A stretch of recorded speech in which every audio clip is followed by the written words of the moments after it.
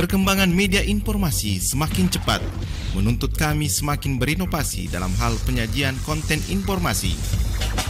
Kini Radio Mesra Anda bisa nikmati melalui layanan audio streaming di www.radiomesra.com. www.radiomesra.com hadir dengan update informasi terkini seputar pare-pare dan info lainnya. www.radiomesra.com, infonya ada, entertainnya juga.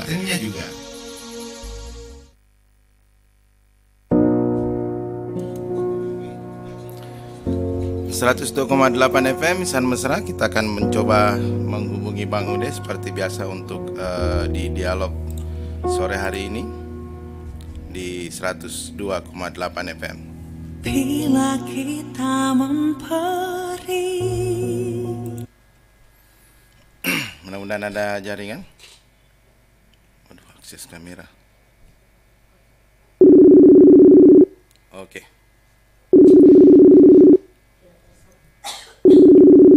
Masih coba terkoneksi. Nah, ada Mita? Ya. Gimana? Aman? Aman. Alhamdulillah.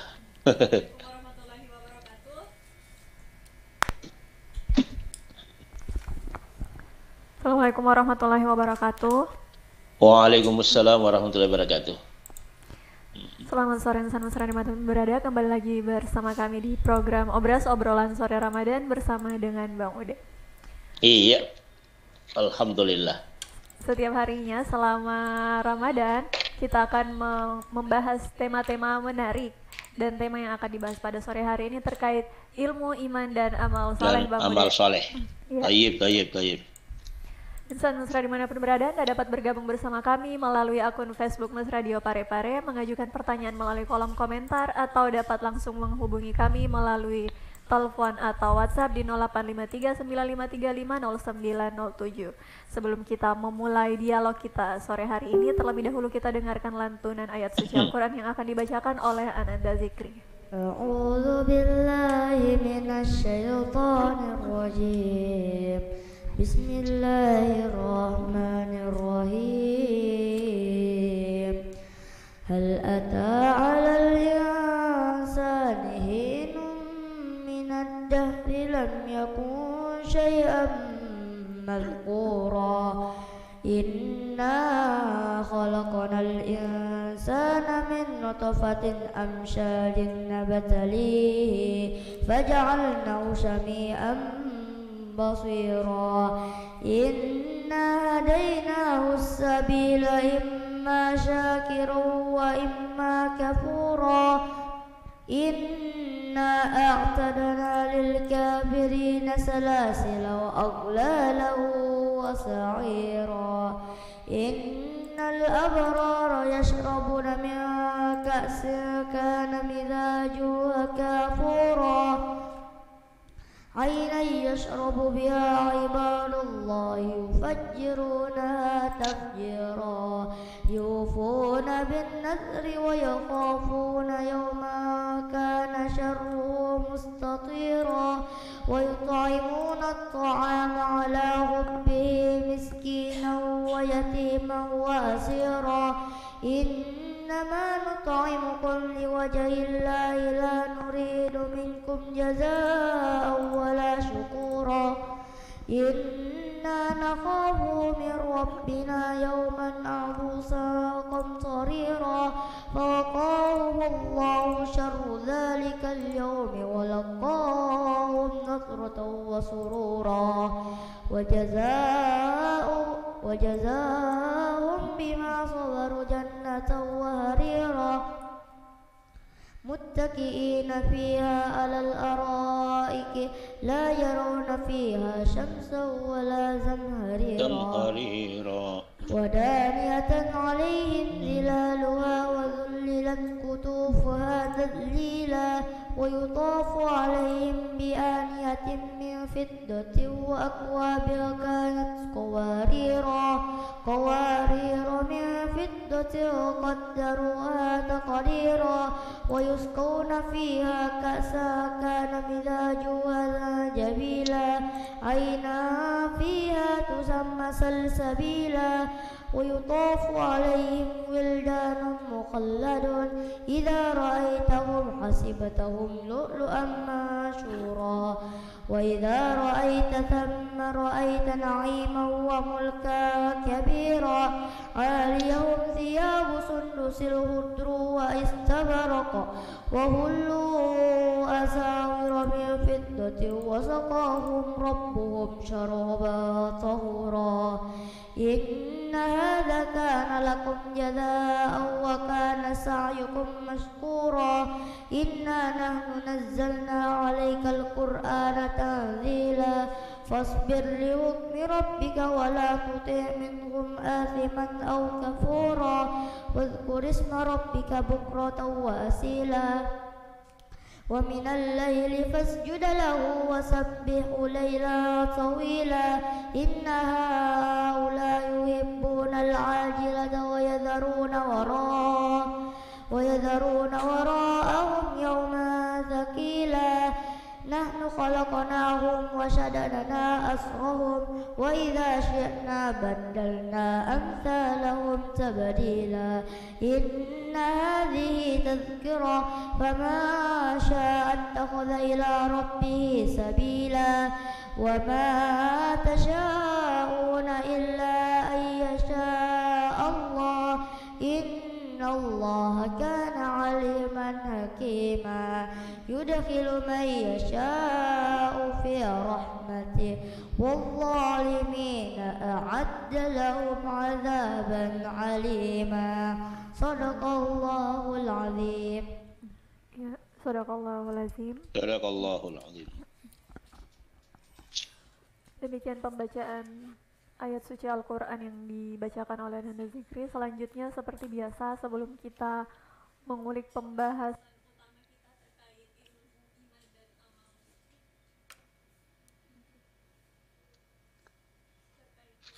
iman dan amal saleh. Iya. Iya. Ada Malam ke-23 ya. Iya, malam ke-23. Silakan Bang Gede. Baik, bismillahirrahmanirrahim. Assalamualaikum warahmatullahi wabarakatuh. Insya mesra di mana saja berada, alhamdulillah.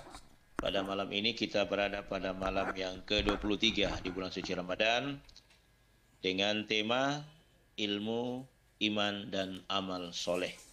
Dengan fadilah sebentar malam, siapa yang beribadah karena iman dan takwa kepada Allah, maka Allah akan membangun untuknya sebuah kota dalam surganya Allah Subhanahu wa taala. Jadi ini lebih tinggi lagi. Nah, kalau kemarin-kemarin dihilangkan kesusahan, hilangkan kesedihan, nah, kalau ini kita beribadah, kita akan mendapatkan sebuah kota dalam surganya Allah Subhanahu wa taala. Jadi tidak usah lagi berebut untuk menjadi wali kota atau bupati atau gubernur. Anda yang beribadah saya sebentar malam karena ini iman dan takwa kepada Allah, maka akan mendapatkan sebuah kota dalam surganya Allah Subhanahu wa taala. Jadi kalau orang banyak bertanya, ya bagaimana surga itu luas apa? Iya, jelas. Surga itu 6 kali lipat daripada dunia, itu surga yang paling sempit. Yang paling sempitnya saja. Wa jannatin arduhas samawati wal ard uiddat lil muttaqin. Kemudian surga itu seperti langit dengan bumi. Artinya bagaimana luasnya langit, sampai hari ini belum ada manusia yang menjangkau lah itu langit pertama, kecuali Rasulullah SAW ketika Isra dan Mi'raj. Nah, perjalanan saja kita dari planet yang paling jauh dari bumi adalah Pluto misalnya, itu ditempuh jarak sekitar 270 tahun baru sampai. Nah, bagaimana kalau kita mau sampai ke langit ya? Jadi begitu saking luasnya surga, sehingga ini adalah merupakan kenikmatan yang luar biasa dan itu kekal di dalamnya. Kalau dunia kita mendapatkan kota, kita masih bisa didemo sama orang-orang. Tapi kalau di surga, tidak ada lagi demonstran di sana yang bisa menggugat kita, karena semuanya itu didapat karena iman dan takwa kepada Allah Subhanahu wa taala. Demikian Pak Dimas. Oke. Ya. Terima kasih atas yang sudah disampaikan Pak Muda terkait ilmu iman dan amal saleh. Sebenarnya apa hubungannya ini apa hubungan ketiganya? Iya. Ilmu dengan iman. Jadi kalau Allah itu katakan dalam Al-Quran, yarfa'illahu alladhina amanu minkum walladzina utul ilma darajat. Jadi Allah itu mengangkat derajat, satu tingkat derajat kepada orang-orang yang beriman dan berilmu di antara kalian. Jadi yang pertama disebut oleh Allah adalah iman dulu, baru ilmu. Kalau dia beriman, lalu dia punya ilmu, alhamdulillah, itulah yang bisa melahirkan amal yang soleh. Tapi kalau dia punya ilmu, tidak ada iman, maka kalau dia beramal, maka amalnya adalah sebuah pencitraan, bukan karena berdasarkan kepada Allah Subhanahu wa taala. Maka Allah tidak pernah menyebutkan ilmu baru iman, tetapi Allah hanya mengatakan imannya dulu baru ilmunya. Artinya iman itu sudah ada sejak ketika dia dilahirkan, tapi ketika ilmu itu dipelajari melalui bangku sekolah, pendidikan atau non formal ataupun dalam organisasi, itu bisa saja didapatkan seperti itu. Makanya ilmu ini adalah sebuah kewajiban untuk kita tuntut di dunia untuk menjadikan jalan penerangan kita menuju akhiratnya Allah Subhanahu wa taala. Al-ilmu bila amalin kas-sajarah bila thamarin.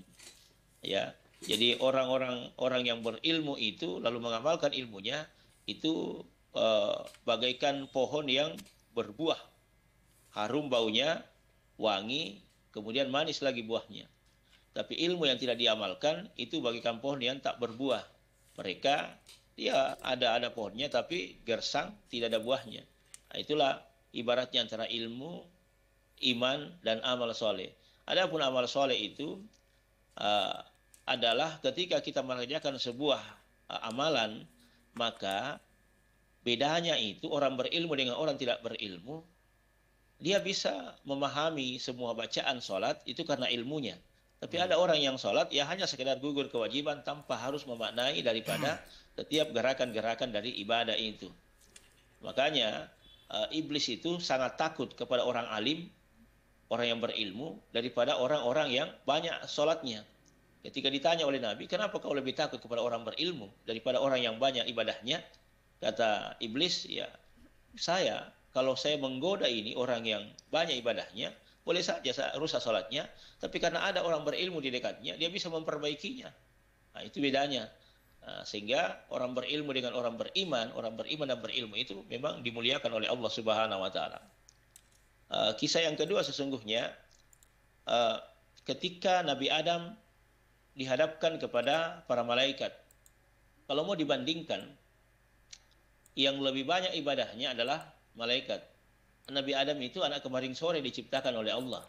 Tapi kenapa Allah perintahkan semua malaikat sujud kepada Nabi Adam alaihissalam? Itu karena menghargai ilmunya. Ketika Allah menyampaikan, tahukah kamu benda-benda ini? Kata malaikat, lah, saya tidak tahu ya Allah.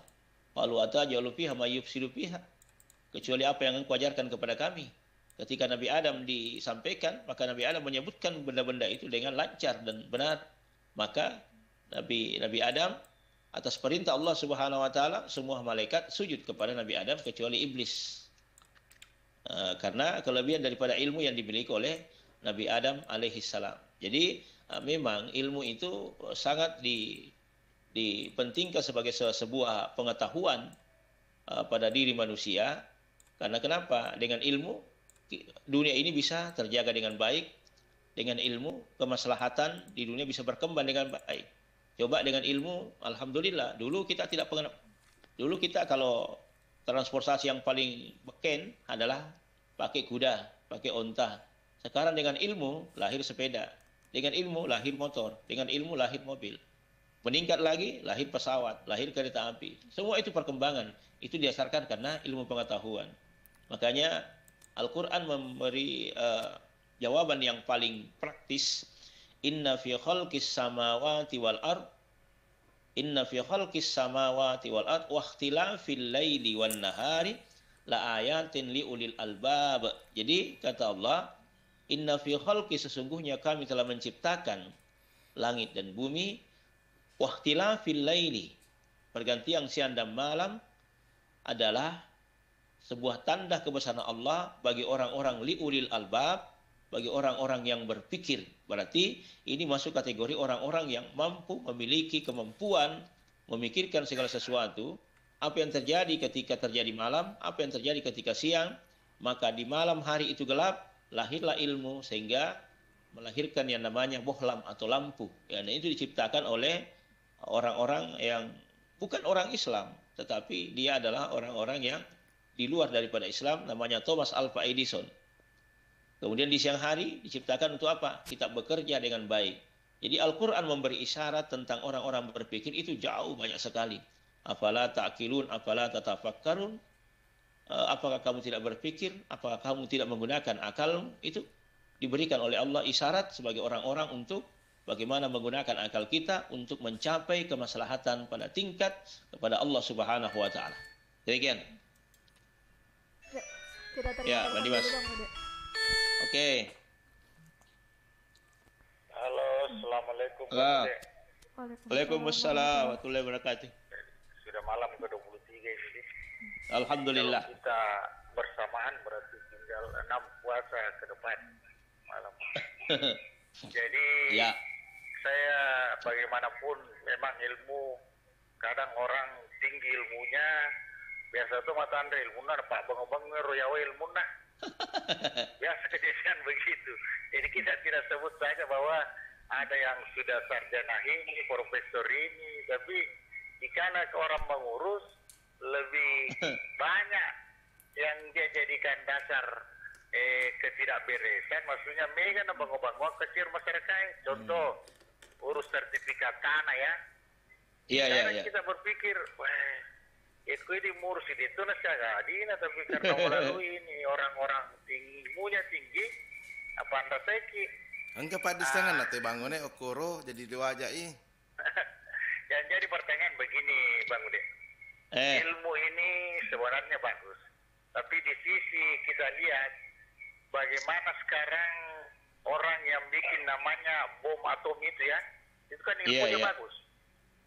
Tapi setelah dia gunakan dalam keadaan menyerang suatu negara, ini kan pertanyaan saya, contoh saja seperti Israel. Di sana Israel katanya orang ilmunya bagus-bagus, tapi digunakan untuk mencelakai orang Palestina dengan dasar menghantam orang yang dia tidak suka. Tapi megaman anak mati nama kundre sama perempuan meninggal. Jadi bagaimana ilmu ini yang didorong ke orang-orang yang pintar, tapi menghancurkan banyak orang, membunuh banyak orang. Bagaimana manfaat dari ilmunya ini? Assalamualaikum Bang Ude. Waalaikumsalam warahmatullahi wabarakatuh. Jadi gini, Bang Ude, insya mesra bahwa ilmu yang seperti itu kalau tidak didasarkan dengan iman, itulah yang bisa merusak.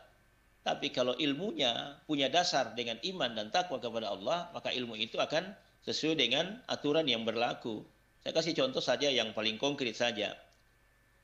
Pisau di dapur, kalau yang memegang pisau dapur itu adalah ibu-ibu, maka paling-paling yang diiris adalah bawang atau tomat.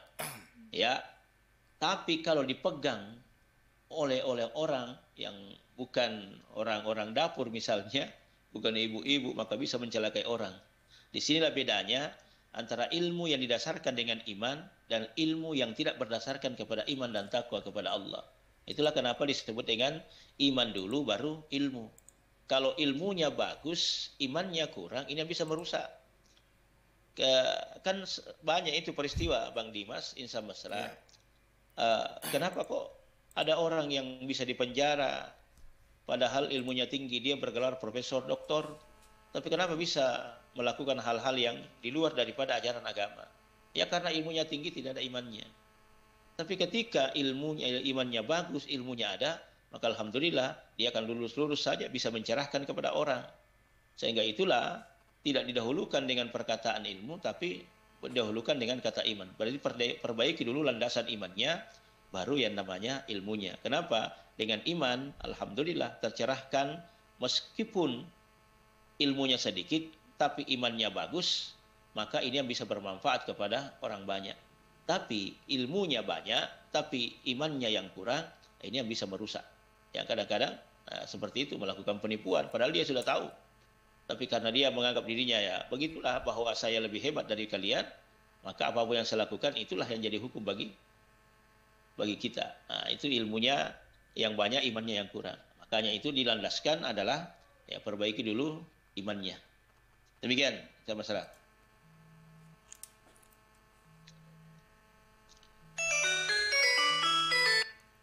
Silahkan. Ya. Oke. Ya, Pak Ali, silakan Pak Ali. Assalamualaikum warahmatullahi wabarakatuh. Waalaikumsalam. Warahmatullahi wabarakatuh. Masih seperti biasa, pendengar Ya. Pak.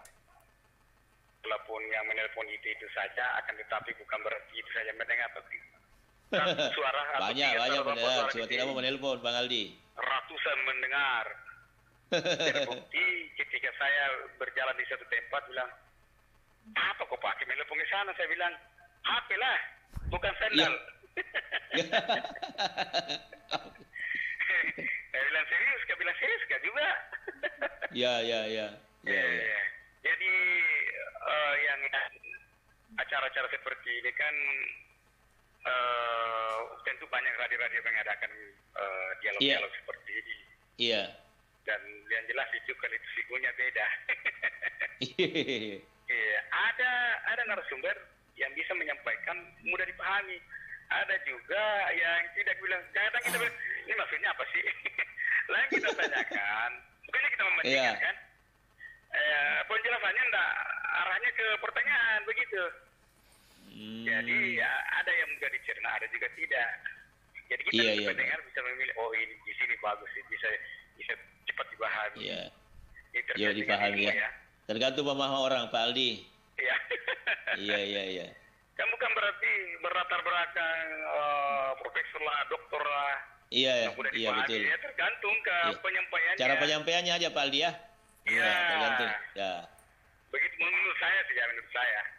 Yang paling penting itu Pak Aldi adalah Pak Aldi. Iya, yang paling penting itu adalah bagaimana kita begitu ikhlas menyampaikan sesuatu dan insya Allah bisa diterima itu. Dan mudah dipahami masyarakat. Jadi pertanyaannya ini Pak Aldi. Ya begini. Alhamdulillah ini ilmu kan ada ilmu umum, ada ilmu agama. Iya. Berarti kalau berbicara soal keimanan ini kan kita merujuk ke orang yang belajar di pesantren. Iya ada betul. keseimbangan di situ antara ilmu agama dengan ilmu umum. Di pesantren itu kan berimbang antara ilmu umum dengan ilmu agama.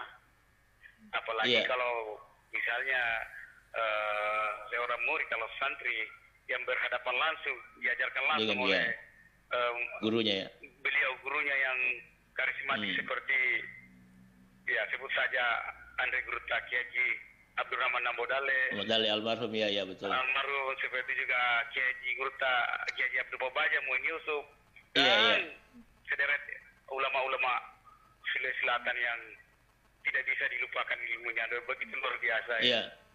Betul. Menurut saya kalau masalah ilmu yang berbobot mungkin arahnya ke pesantren mungkin ya. Apakah salah saya bilang seperti itu? Jadi begini, ada pernyataan bilang wafatnya seorang ulama maka dicabutlah ilmu dari muka bumi ini. Ini maksudnya apa ya?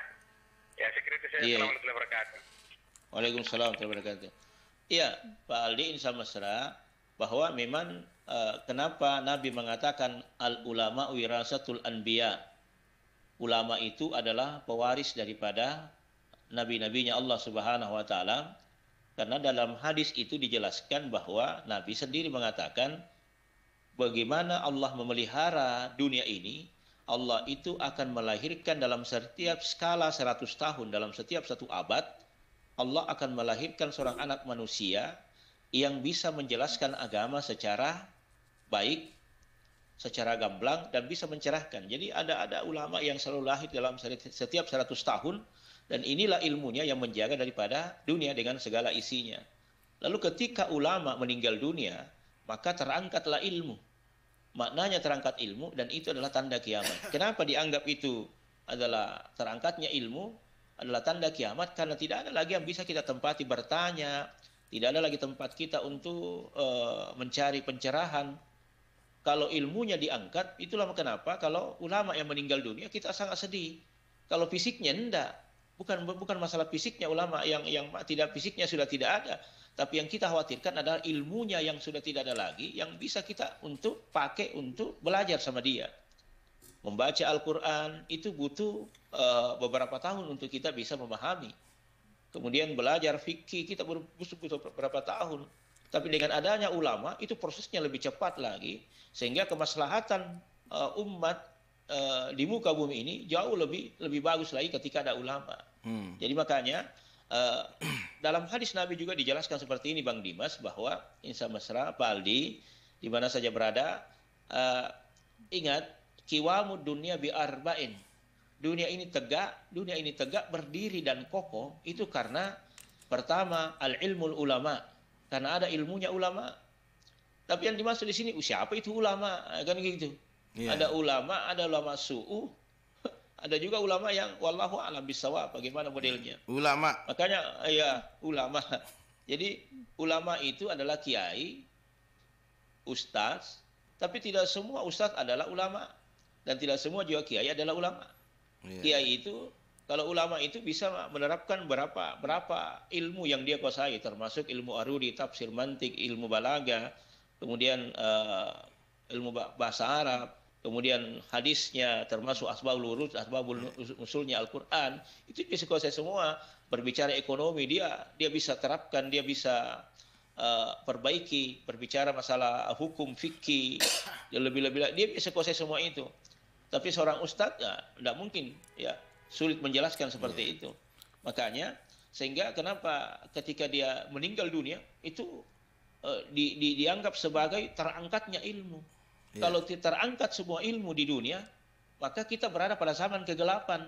Gelap bukan artian dalam arti tidak ada lampu, tapi gelap karena tidak ada lagi orang yang bisa mencerahkan, gitu. Nah itulah sehingga ulama meninggal dunia itu adalah merupakan ciri daripada kiamatnya Allah Subhanahu wa taala. Nah, terkait dengan itu, ya betul. Gampang jadi ustaz sekarang Bang Ude. Modal 500.000, ada akun TikTok, ada akun YouTube. Jadi ustaz. Selesai. Iya, tapi mengakar nggak ilmunya seperti itu? Nah, itu dia. Nah, itu kan yang jadi persoalan. Sekarang kan banyak orang yang bisa ceramah, belajar di TikTok, di YouTube, hanya menyampaikan 1-2 ayat. Tetapi yang paling berat itu adalah bagaimana apa yang kita bicarakan bisa nggak kita laksanakan. Itu yang susah. Pertanggungjawabannya. Ya. Kalau hanya menyampaikan, semua orang bisa menyampaikan, Bang Dimas. Iya. Tapi persoalan apa yang kita sampaikan bisa nggak kita pertanggungjawabkan. Ya, penggal sana, penggal sini. Iya itu satu ya kota we aja, ya ko alena aja, ya kota we aja, ya kota we aja, gitu. Ya. Ya, telepon selanjutnya, Bang Bude. Ya, silakan. Assalamualaikum. Waalaikumsalam. Ilmu ini ilmu menyeluruh ya, bukan ulama. Ini ada kemarin di TV di Norwegia, kalau nggak salah mobil sudah bisa terbang. Iya. Kan ilmu juga. Iya. Hanya yang jadi pertanyaan sekarang, jadi di Indonesia ini bagaimana ilmu itu hanya karena dibeli? Itu kan dulu ada namanya universitas terbuka, lo mau ujian. Oh iya. Meluk ujian, kenapa lo sekarang ini ya bukan rahasia umum. Orang mau beli S1, S2, nampak kerjasama saja dengan yayasan, dengan apa. Ini kan ilmu tinggal uang disediakan. Jadi bagaimana yang begini? Sudah jadi SSS, tapi nanti SSS. Instan itu ya. Siapa yang bisa jalankan ini? Orang paling tidak uang saja dibutuhkan sudah bisa pegang S3. Dia nangka itu mah kuliah tanpa SMA nih. Betul itu Bang Dimas. Jadi kita saja kalau paket itu anak-anak paket A, paket C, paket B itu ya SD mobil, SD SMA. Ini lalu nama itu sama matang. Lalu ini sarjana. Iya. Padahal dia kan kalau masuk kuliah. Bagaimana ini Bang Ude? Iya. Assalamualaikum. Iya, sisa nama calon Bang Ude ijazah palsu. Gitu, Bang. Jadi kan gini, Bang Dimas, Bang One, Pak Aldi, Insa Mesra. Jana juga. Beda itu ilmu dengan pengetahuan. Kalau ilmu itu, Anda baca Al-Quran. Tiba-tiba Anda mendapatkan hikmah, Anda mendapatkan sesuatu di dalamnya, maka itulah ilmu. Iya. Tapi kalau Anda membaca yang namanya koran, ya, Anda baca koran, Anda tahu bagaimana bursa saham naik, bagaimana ekonomi, bagaimana harga sembako di pasar melonjak naik atau turun, maka itu namanya pengetahuan. Jadi ilmu itu didasarkan kepada hasil penelitian. Tetapi buahnya itu adalah pengetahuan. Jadi beda di situ. Makanya itu ada satu penelitian itu selama 17 tahun di Amerika itu, di 2 tempat ya. Di Illinois, Amerika Serikat dengan di Irak. Ya. Nama penelitinya adalah Dr. Kleinberg. Ketika dia meneliti 2 pemuda, ini selama 17 tahun dia teliti itu anak-anak itu. 2 pemuda diteliti, yang di Irak dengan yang di Amerika. Yang di Irak itu rajin bersikir, yang di Amerika tidak pernah. Selama 17 tahun penelitiannya, ada kesimpulannya di situ bahwa ternyata orang yang berzikir itu jauh lebih cerdas daripada orang yang tidak pernah bersikir kepada Allah Subhanahu wa taala. Dan itu dibuktikan 17 tahun selama penelitiannya kepada anak muda itu. Dibandingkan dengan pemuda yang di Amerika yang tidak pernah memang bersikir meskipun dia beragama apa saja. Jadi ternyata otak kita ini memang dituntun oleh yang namanya kalimat-kalimat Tuhan. Karena Allah yang menciptakan otak, Allah yang tahu bagaimana struktur otak itu, bagaimana berpikirnya. Ketika kita sujud sebenarnya itu kan pengalihan darah di otak kita untuk lebih diperbaiki lagi. Nah, itulah kenapa insya mesra bahwa ilmu ini ya harusnya memang dicari ya, bukan dibeli. Adapun yang pembayaran dalam perkuliahan itu kan wajar saja karena kita membayar guru, bayar dosen secara administratif ada. Tapi kalau misalnya tidak pernah kita lihat kuliah tiba-tiba ada S1-nya, itu kan secara bahwa dia hanya mendapatkan gelar akademiknya tapi tidak pernah mendapatkan ilmunya. Akan gitu. Ada S2-nya, ada S3-nya, dia bisa saja dapatkan semua itu dengan uang. Karena uang itu liman arada fasiatan, uang itu adalah yang paling pasti berbicara. Tapi apakah dia dapatkan ilmunya? Kan tidak. Kalau pengetahuannya boleh jadi, tapi ilmunya dia tidak akan pernah dapatkan. Karena tidak ada keberkahan di dalamnya, sebab kita juga mulai menipu masyarakat kita sendiri. Itu dengan gelar-gelar yang seperti itu. Maka ingat ada namanya istilahnya plagiat ya, yang seperti itu. Dan itu banyak yang seperti itu. Harusnya kita intens ya untuk mendapatkan namanya ilmu dan pengetahuan ya memang harus kita ikuti yang namanya perkuliahan. Oke, Bang Ude, saya ada pertanyaan. Menyimak tadi ulasan-ulasannya Bang Ude, Islam sudah menuntun kita untuk berusaha mencari ilmu, terus kemudian yang sikir ternyata memang otaknya lebih lancar daripada yang tidak sikir seperti itu. Nah, bagaimana dengan ini Bang Ude? Apa itu? Masyarakat Islam khususnya itu terkesan kolot. Kita boleh dibilang kalah pintar sama orang-orang Barat misalnya atau bahkan sama Yahudi. Nah itu kan kita sudah dituntun, didorong bahkan, tapi kok malah seperti ini hasilnya sekarang? Iya, Islam itu kita kan begini. Kita umat Islam ini adalah kunci gudangnya ilmu ada dalam Al-Quran kan? Ada dalam Al-Quran. Tapi persoalannya kita hanya membaca, tidak memahami. Kita hanya mampu ikra, tapi tidak ada yang namanya how to read in learning. Tidak ada seperti itu. Kita hanya membaca, menamatkan Al-Quran 30 juz, tapi apakah ada hasil dari kita hanya selalu berdasarkan pahala. Tapi yang paling tinggi pahalanya ketika Anda membaca Al-Quran dan memahami. Tentu saja kita mengatakan bahwa zalikal kitabul la raiba fihi hudal lil muttaqin. Kitab ini adalah kitab yang tidak ada keraguan di dalamnya. Tapi umat Islam sendiri kalau membaca kok ragu-ragu. Sementara orang-orang Eropa itu mengambil terjemahan Al-Quran melalui terjemahan Kementerian Agama misalnya, yang dia pahami lalu diterjemahkan dalam bahasa Inggris, lalu itu dijewantahkan dalam sebuah ilmu pengetahuan, maka lahirlah yang namanya komputer, lahirlah yang namanya mobil, lahirlah yang namanya pesawat. Karena itu inspirasi ilmu itu adalah sebenarnya dalam Al-Quran selama kita bisa memahaminya. Tapi kan beda kita membacanya. Orang Eropa itu tidak hanya membaca Al-Quran, tapi berusaha mempelajari Al-Quran. Sementara kalau kita membaca Al-Quran, kita lebih banyak kepada tingkat ibadah, tidak ada pada tingkat aplikasi ilmu pengetahuan. Di situ letak perbedaan yang mendasar. Ya, padahal kan banyaknya ilustrasi-ilustrasi dalam Al-Quran tentang ilmu pengetahuan, termasuk di dalamnya ketika Allah terangkan itu wahtilafil laili wan nahari la ayatin, pergantian siang dan malam itu adalah bagian daripada ayat-ayatnya Allah.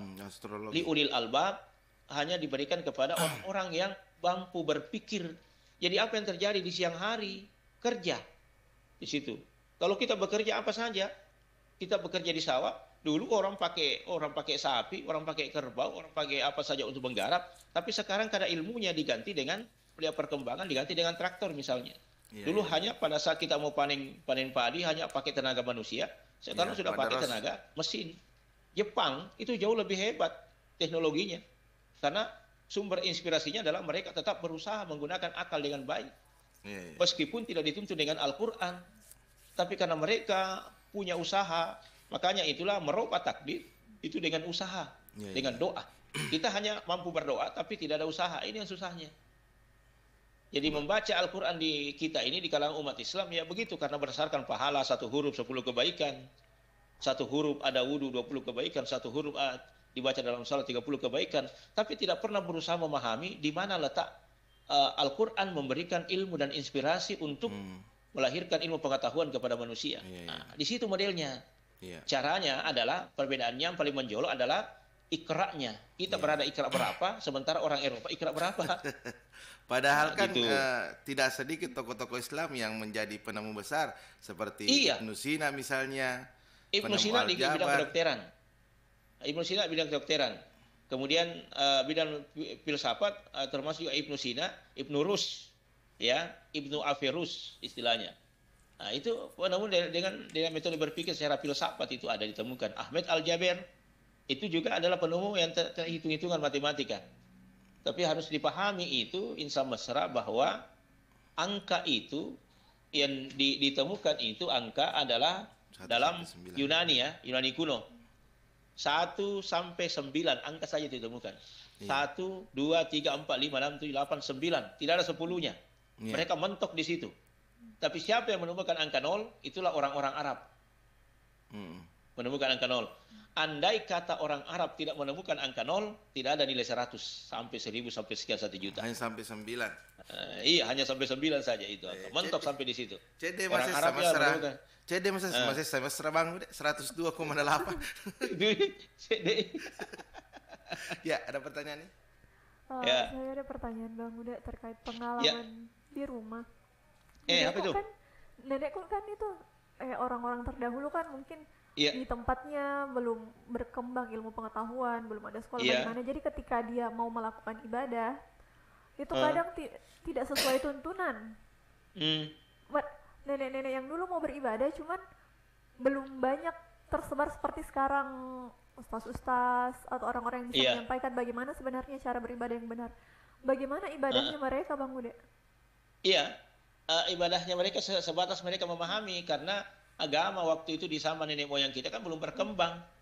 Jadi kalau misalnya dia hanya mengetahui salat 5 waktu, ya itu salat 5 waktu saja, tanpa harus ada salat sunnahnya, tanpa harus ada wiridannya, tanpa harus ada doanya. Dia hanya memahami salat itu hanya ruku, sujud, i'tidal, selesai sampai di situ. Artinya ya begitulah pemahaman kita, karena ilmu belum berkembang, belum ada ulama yang menjelaskan. Makanya ibadahnya ya seperti itu sebenarnya. Tapi apakah bernilai di sisi Allah? Ya tetap bernilai di sisi Allah, karena ibadah itu sesuai dengan apa yang kita pahami. Makanya itu makin tinggi ilmunya orang, makin bagus imannya orang, makin bagus pengamalan ibadahnya. Makanya yang dilihat di sini bukan banyaknya ibadah, tetapi yang dilihat di sini adalah kualitas ibadah kita. Kualitas ibadah kan begini. Saya kasih contoh yang paling yang umum saja ya. Ananda Nurjana. Ananda Nurjana kalau beli pakaian biasanya di mana? Di mall, di Sejahtera atau di online, Sejahtera atau di tempat cakap? Online. Oke. Shopee. Kenapa beli di Shopee? Karena lebih murah. Banyak pilihannya. Kalau di Sejahtera gini modelnya. Saya kasih perbandingan saja ya. Kalau kita beli di Sejahtera, 1 baju harganya 500.000. Tapi kalau kita beli di Shopee online, itu 500.000 sudah bisa dapat 3, dapat 4 misalnya. Kan banyak. Sekarang, bandingkan kualitasnya. Mana kualitasnya yang bagus? Apakah 500.000 dengan 1 baju, dengan 500.000 3 baju?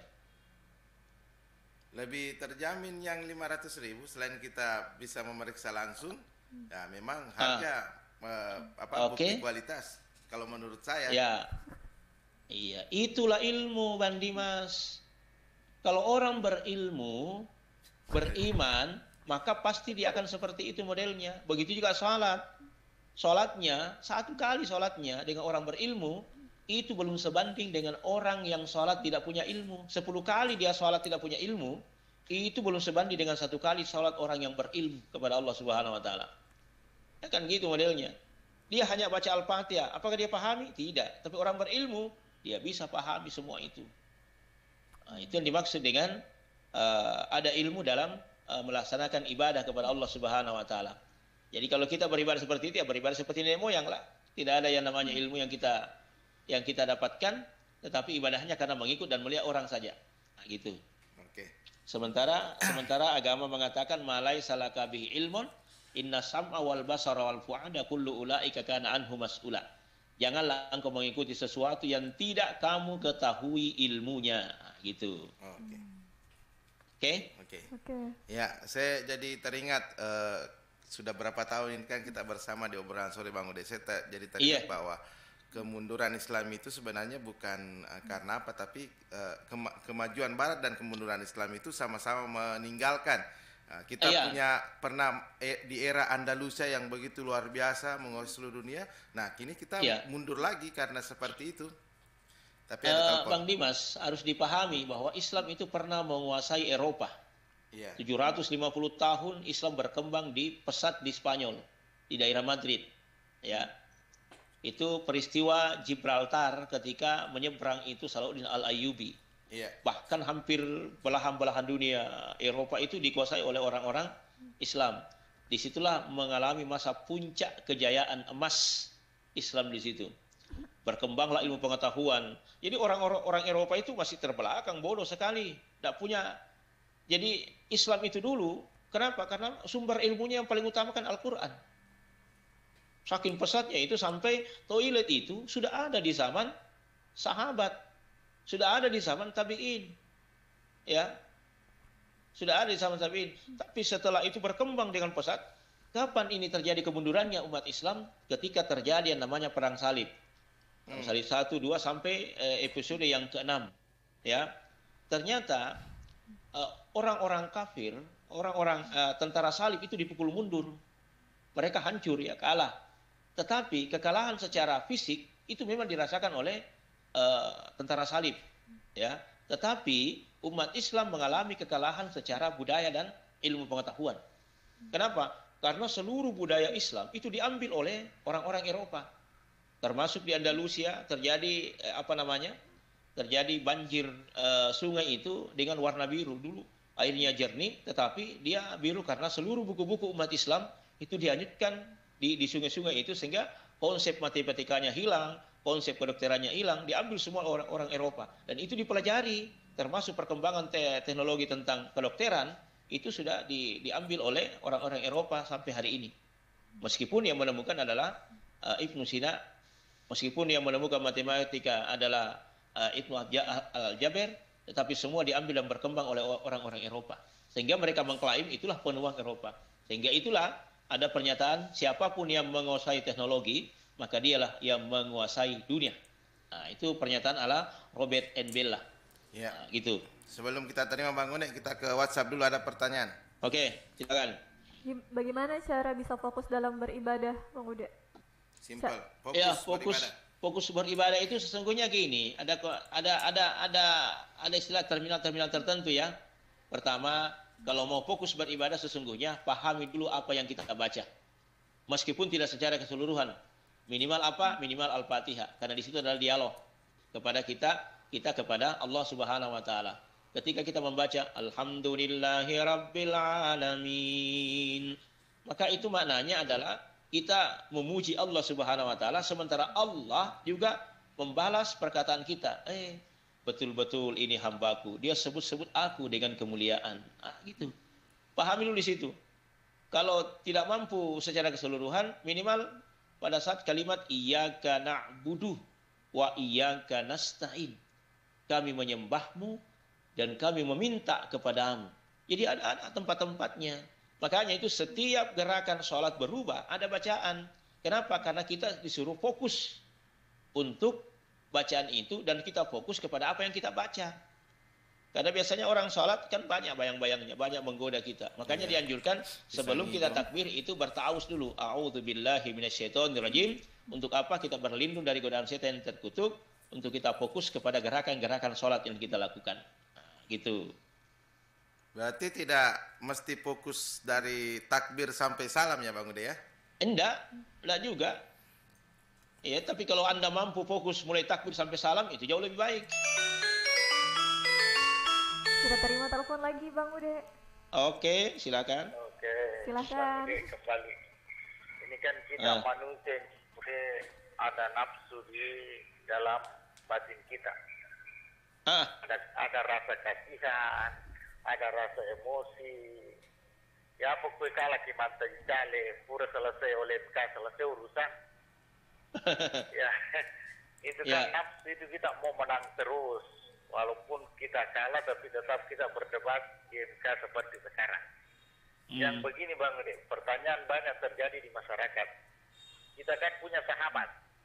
Iya. Anggaplah Bang Ude bersahabat sekali dengan Bang Dimas ya. Ya Bang Ude, Iya. Ya ini sahabat kita ini pokoknya di bawah Ki Mandres, di bawah Ki Aga, pokoknya sahabat kental sekali. Iya. Tapi begitu Bang Dimas butuh dana, dia pinjam uang sama Bang Ude.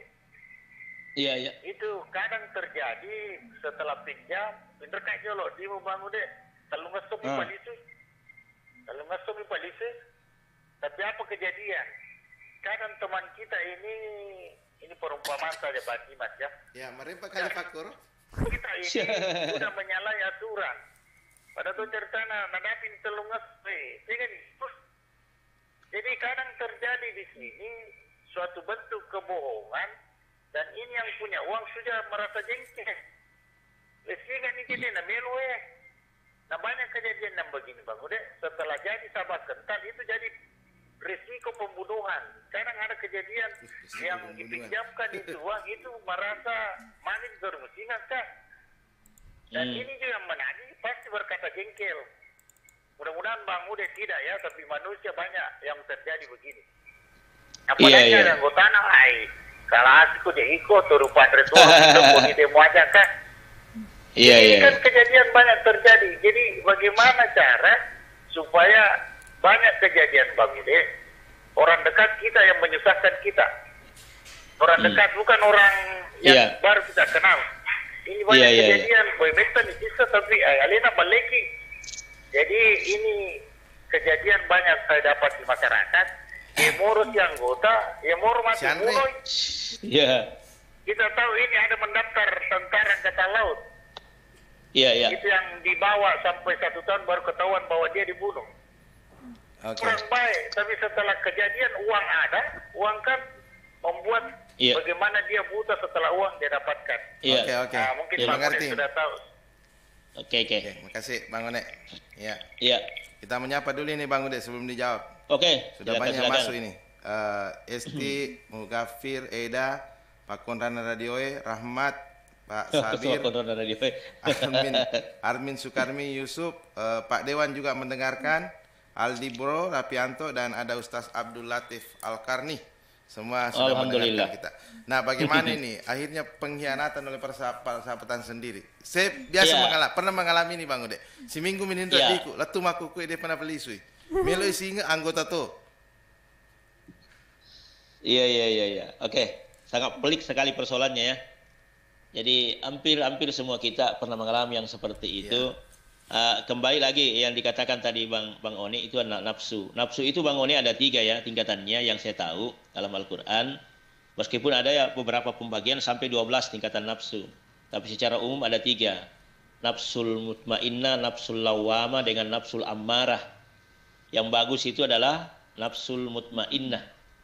Irji'i ila rabbiki radiyatan mardiyah fadkhuli fi ibadi wadkhuli jannati. Ya ayyatuhan nafsul mutmainnah. Jadi nafsu yang mendapatkan petunjuk dari Allah Subhanahu wa taala. Kemudian ada nafsu namanya nafsul lawwamah. Ada nafsul ammarah. Nafsul ammarah ini ya itulah yang merusak. Yang kadang-kadang kalau tidak terpenuhi dengan keinginannya, maka dia bisa merusak orang, termasuk pribadinya sendiri. nafsu lawama ya ini yang selalu apa istilahnya, yang ada perasaan kecewa, perasaan kesedihan, sedih dan emosi. Tapi nafsu lawama itu yang nafsu amarah itu yang selalu emosi. Nah, insya mesra bahwa Bang Oni, Bang Dimas yang mengalami seperti ini, kalau saya pribadi itu alihkan saja untuk niat baiknya. Kalau tidak sempat membayar, maka ucapkan dan katakanlah itu bagian daripada sedekah saya. Kalau kita sanggup. Tanya nu cek Bang Uni. Iya. Saya sering ditempati begitu, minjam. Dan ada beberapa teman ya minjam seperti itu, dan sampai hari ini sudah bertahun-tahun. Tapi saya begitu ada gejala memang tidak, apakah dia lupa atau bagaimana, makanya kita perlu mengingatkan. Jadi ketika kita meminta uang itu dalam artian menagih, sebenarnya kita hanya mengingatkan dia bahwa ada utangmu sama saya. Yang kedua, kita hanya ingin menyelamatkan Anda dari siksa nerakanya Allah Subhanahu wa taala. Jadi kita hanya menasihati sebenarnya. Wa tawasau bil haq wa tawasau bis sabr. Tapi kalau sudah dinasihatkan seperti itu dan dia tidak menerima, ya maka niatkanlah itu adalah bagian daripada ibadah atau sedekah saya kepadamu. Tanpa harus kita merusak diri kita dengan hal-hal yang seperti itu.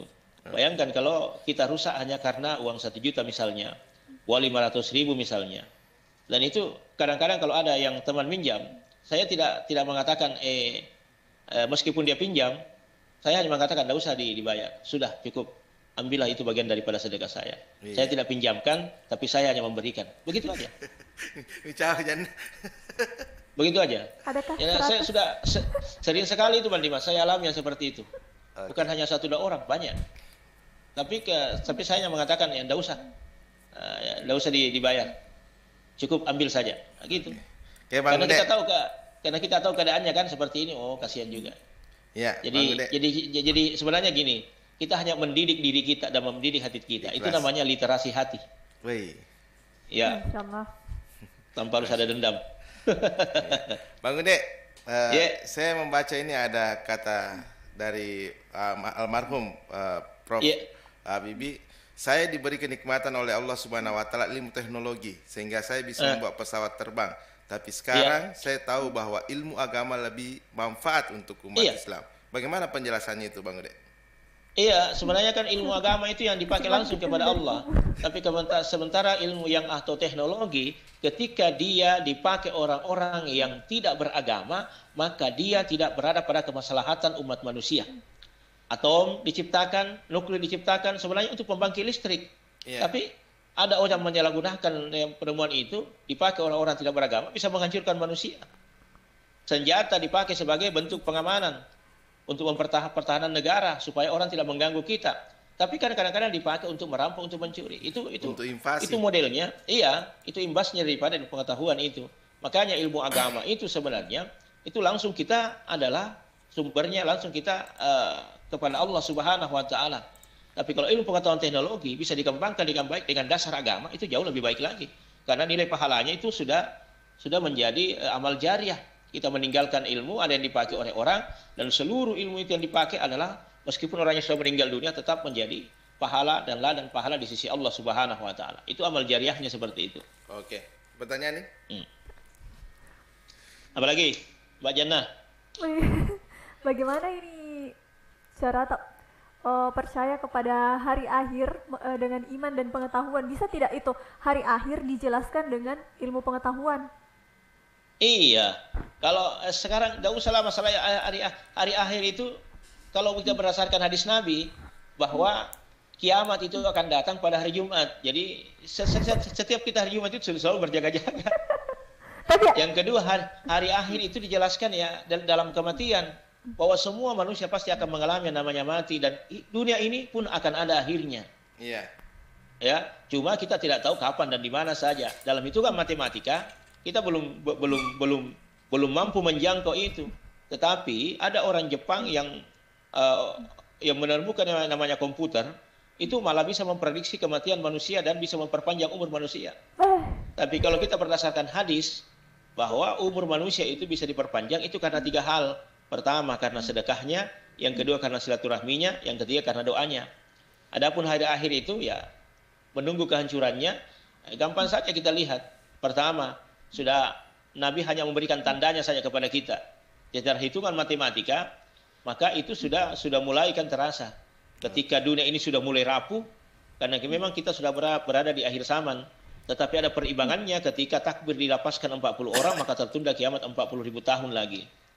Jadi prediksi-prediksi seperti itu sudah ada sejak di zaman Rasul Sallallahu Alaihi Wasallam. Tetapi terus dia berkembang karena Allah memelihara Al-Quran dengan menghadirkan para penghafal Al-Quran di muka bumi ini. Ya, gitu. Karena Bang Ude sudah bicara hari akhir, bicara juga sudah mau berakhir. Kita jawab berakhir ini. Iya, minta maaf Bang Ude, Oke. Anti Melisa dan semuanya yang belum sempat. Oke, silakan Bang Ude, 3 menit. Ya, baik. Insya Allah kita berada pada malam ke-23 Ramadan dengan tema sebentar malam ilmu, iman, dan amal soleh.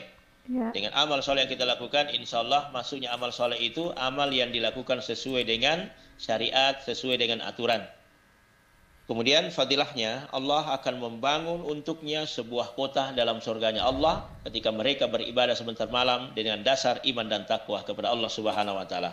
Mari tingkatkan ilmu kita, mapankan iman kita untuk tetap melaksanakan amal soleh di sisi Allah Subhanahu wa taala. Demikian, assalamualaikum warahmatullahi wabarakatuh. Waalaikumsalam warahmatullahi wabarakatuh. Ya, insan mesra dimanapun berada, demikian dialog kita pada sore hari ini bersama Bang Ude. Semoga banyak hal yang bisa kita petik dari dialog singkat kita pada sore hari ini. Ya. Besok kita kembali lagi bertemu di jam yang sama, dan program ini dapat Anda dengarkan kembali di channel YouTube Radio Mesra Parepare dan pukul 6 pagi di 102,8 FM. Kami pamit undur diri. Assalamualaikum warahmatullahi wabarakatuh. Waalaikumsalam warahmatullahi wabarakatuh. Perkembangan media informasi semakin cepat, menuntut kami semakin berinovasi dalam hal penyajian konten informasi. Kini Radio Mesra Anda bisa nikmati melalui layanan audio streaming di www.radiomesra.com, www.radiomesra.com, hadir dengan update informasi terkini seputar Parepare dan info lainnya. www.radiomesra.com, infonya ada, entertainnya juga.